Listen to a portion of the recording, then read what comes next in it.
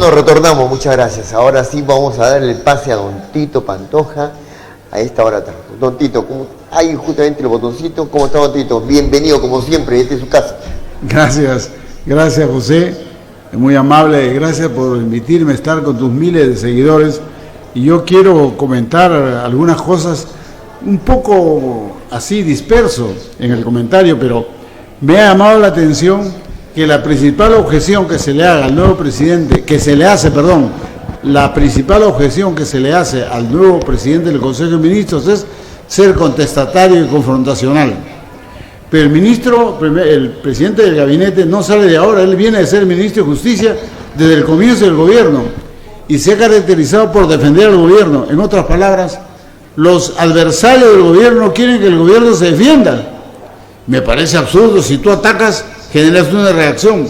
Y me parece muy bien que el doctor Torres, cajamarquino y chotano, sea el primer ministro, porque ha sido el más tenaz defensor del gobierno desde antes de declararse el triunfo electoral de Pedro Castillo. Lo acompañó siempre en una muestra de humildad y en una muestra de fraternidad. Cosas extrañas en un país en el cual ahora se premia la delación. O sea, mientras en la literatura universal durante toda la historia del mundo y de la humanidad los delatores, los soplones son marcados a fuego, aquí en el Perú se les premia. Y ustedes saben lo que puede decir un delator, ¿no? Cualquier cosa, pues, ¿no? Con tal de salvarse. Pero vayamos a lo principal. Durante 200 años, a partir de 1821, el Perú ha sido gobernado por la misma clase. Esta burguesía no ha podido construir país, no ha podido solidificar eso que llamamos Perú, que es la patria que nos parió.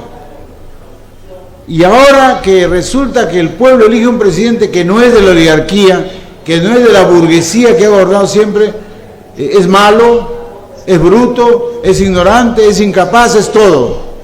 Pero no dicen nada de aquellos que nos han gobernado. Todos los presidentes de los últimos 30 años están severamente cuestionados, severamente cuestionados. Uno se suicidó y la mayoría están presos en su casa. Uno está en Estados Unidos que tiene que venir a rendir. Otro está en Estados Unidos donde chupa todos los días y todavía no conseguimos extraditarlo. ¿Por qué? La impresión que tengo es que el Perú no fuerza la extradición. La pide, pero como diciendo, la pido por compromiso. Sí. Ellos ya verán cuando le envían. Lo que esa burguesía ha construido en 200 años de república es un país corrupto porque está al servicio de unos cuantos que tienen la plata y adornado por sus sirvientes y chupamedias. Ese es el Perú. Pedro Castillo, con todos sus errores, abre una puerta en la historia porque por primera vez los cholos, los serranos, los mestizos, los ninguneados, los de segunda categoría eligen un presidente y han descubierto que tienen fuerza electoral. Eso inicia un periodo político que nadie lo va a detener. Pero ¿cuáles son o quiénes son los aliados de este movimiento? Los aliados de este movimiento, uno de cuyos sesgos es el anticentralismo limeño, son los empresarios de provincias, quienes deberían estar también empujando el carro, porque, por ejemplo, estudios serios dicen que si los bancos, el sistema financiero cobrara lo que se llama la media que cobran en otros países de América Latina, los intereses bancarios bajarían a la mitad. O sea, usted prestaría plata al banco y pagaría la mitad de lo que paga ahora. Más aún, los sobrecostos bancarios significan para los bancos 15.000 millones de soles anuales, para los bancos. Para nosotros, los empresarios provincianos, son 15.000 millones más que gastamos. Esto quiere decir que el señor Castillo no está solo.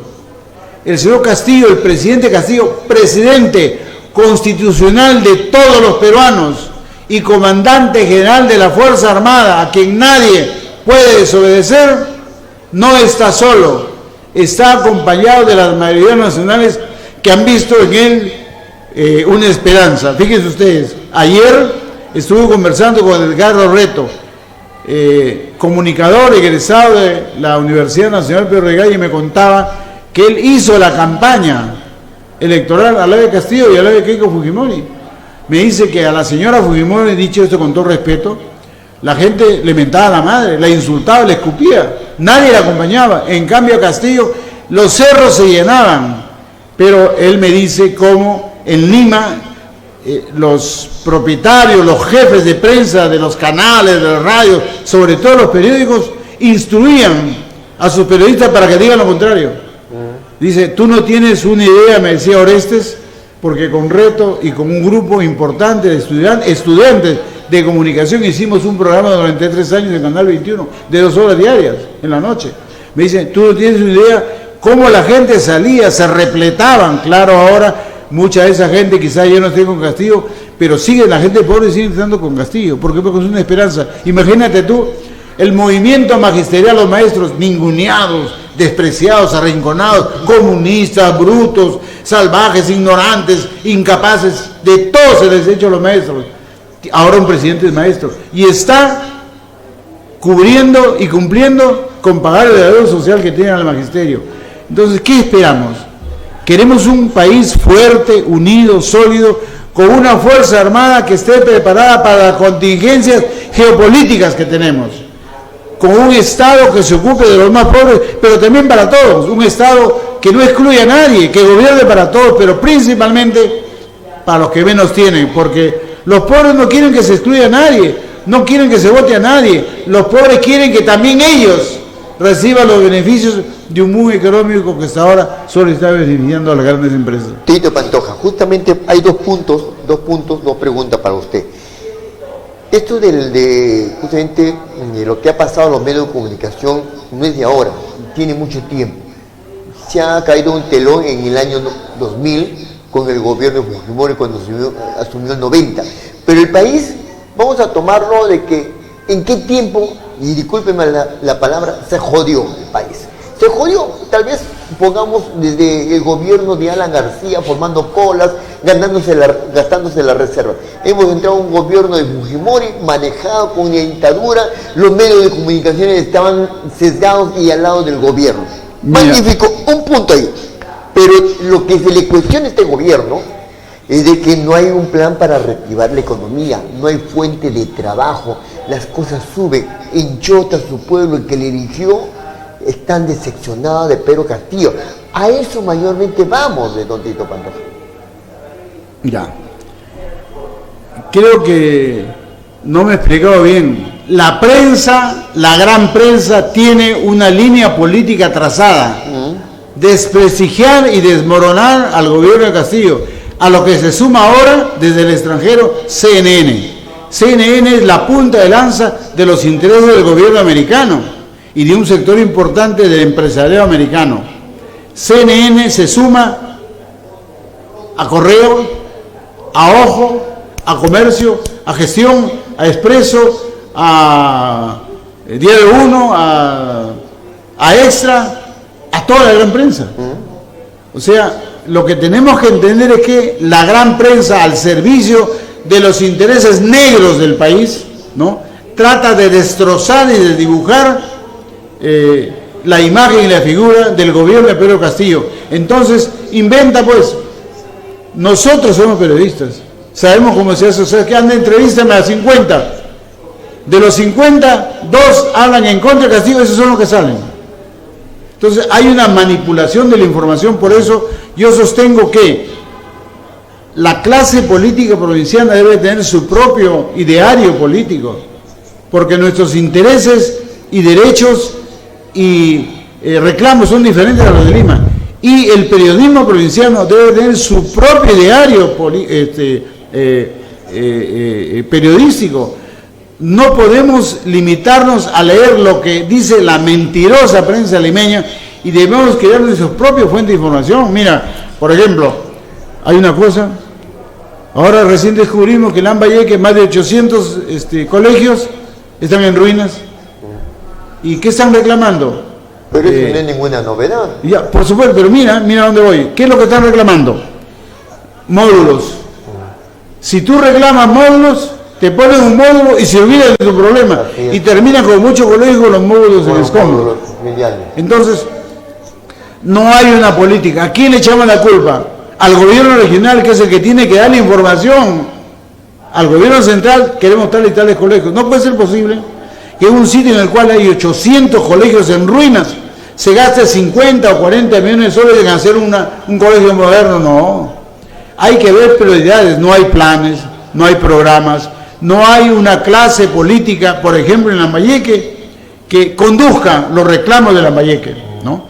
Me acabo de enterar el día de ayer que la Cámara de Comercio de Arequipa está convocando a un congreso regional de cámaras de comercio en Arequipa, del sur, ¿no? Para estudiar la situación socioeconómica de la región, no para ver intereses particulares. Aquí tenemos una Cámara de Comercio que la preside mi amigo Carlos Burgos, que hasta ahora no da pie en bola. O sea, no puede ser una organización tan sensible y tan importante como la Cámara de Comercio, aislada de lo que está pasando en Lambayeque, aislada de lo que está pasando en el país. ¿Por qué?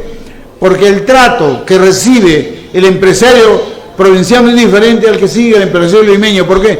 Porque la mayoría de las grandes empresas de Lima son propiedad de los bancos o de accionistas de los bancos. Entonces tenemos un sistema bancario ad hoc para servir a unas cuantas empresas y no al resto de empresas que hacen sus colocaciones en la banca. Justamente en ese tema.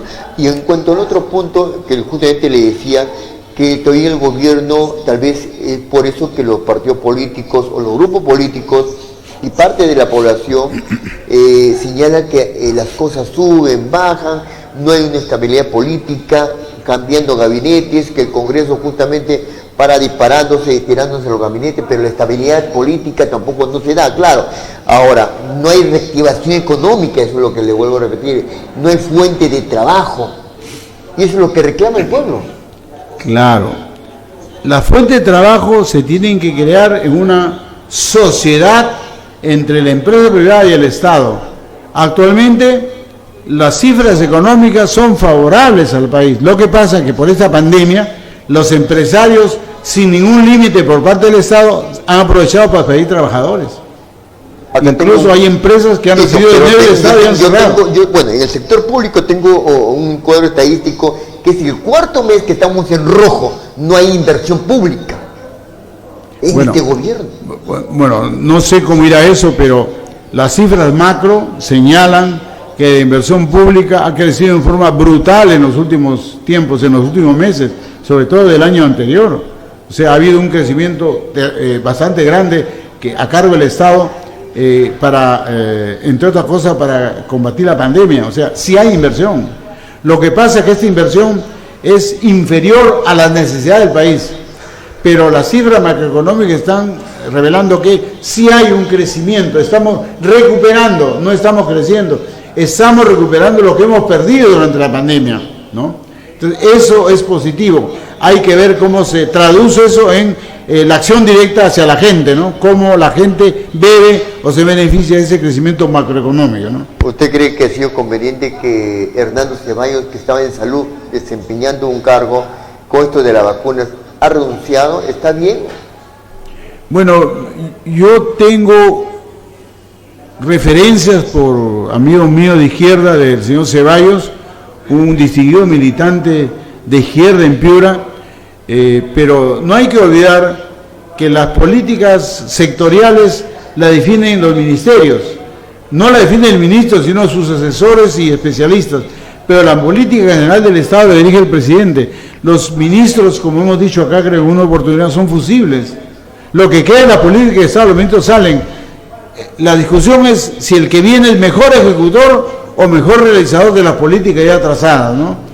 El problema ha sido que el Ministerio de Salud solo se ha concentrado en la pandemia, ¿no? Olvidando, y esa es una crítica, a las otras enfermedades crónicas.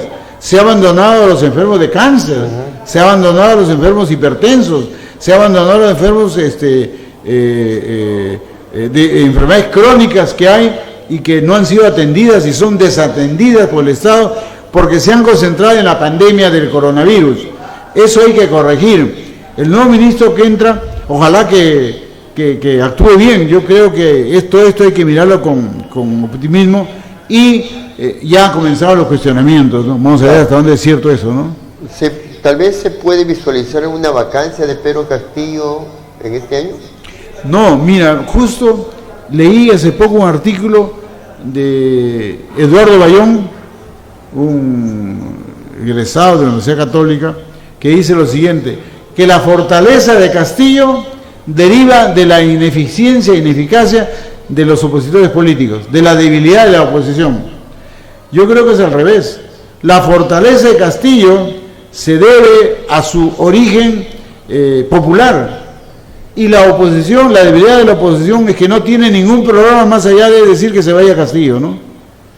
Entonces, ¿cuáles son las objeciones de Castillo? Primero era que era senderista, ¿recuerdan? Era senderista, era un profesor comunista. Como eso no cuajó, ahora comenzaron a decirle que es un ladrón, ¿no? Que la señora tal le celebró el cumpleaños a su hija y que al secretario general de la presidencia le hizo los 15 años de su hija y además le encontraron $20,000 en una caja en el baño de la oficina, ¿no? Entonces, son cosas que, conociendo tú y yo cómo se trabaja en la prensa y las trampas que nosotros somos especialistas en hacer, hay que tomar con pinzas todas las acusaciones y esperar con paciencia que estas se resuelvan y escuchar a todas las partes, ¿no?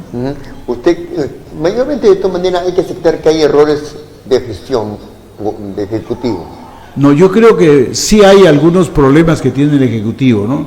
Yo creo que hay errores que se han cometido, errores graves que se han cometido, creo que en muchos casos no ha dado pie en bola el gobierno, ¿no? Han elegido... La falta de comunicación es uno de los errores. No, yo creo que la estructura misma, mira, por primera vez tenemos un presidente salido del pueblo, eso es importante en términos históricos, que además ha reconocido que él no estudió para gobernar.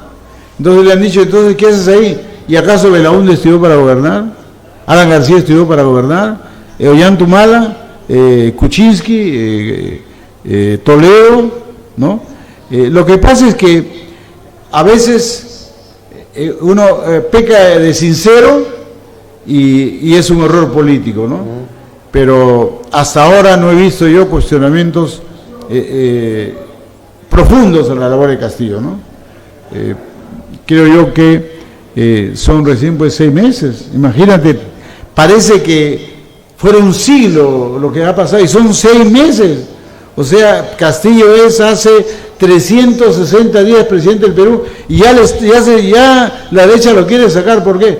Porque está en juego, pues, hermanos, son exoneraciones tributarias por cerca de 16,000 millones de soles y el no pago de impuestos por más de 130,000 millones de soles. O sea, la empresa privada está muy preocupada porque existe la posibilidad de que este gobierno les haga pagar los impuestos que ellos no quieren pagar, ¿no?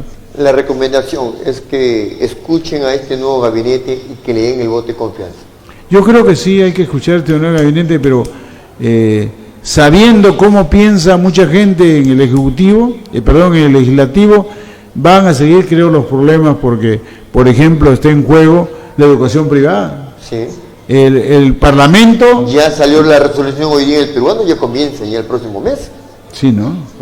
Privadas y estatales, las universidades y el colegio también.